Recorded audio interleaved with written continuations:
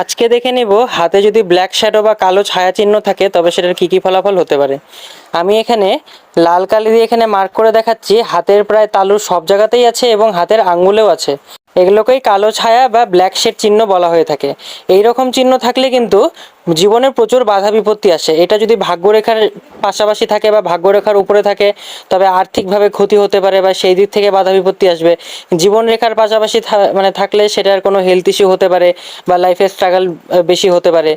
অর্থাৎ এটি হাতের যেই অংশেই থাকবে না কেন সেটা যে কোনো পর্বত হতে পারে বা যে কোনো চিহ্ন হতে পারে, সেই চিহ্নের পজিটিভ শক্তিগুলোকে অনেকটাই কমিয়ে দিবে। যেমন ধরে নিন এটি শুক্র পর্বতে আছে, তাই মানে শুক্রের যেগুলো গুণ আছে সেটা হলো আর্থিক উন্নতি বলুন বা বৈবাহিক সম্পর্ক বলুন, এগুলোকে অনেকটা খারাপ করে দেবে। ভালো লাগলে লাইক কমেন্ট শেয়ার করবেন এবং আমার এই চ্যানেলটিকে অবশ্যই সাবস্ক্রাইব করবেন। ধন্যবাদ।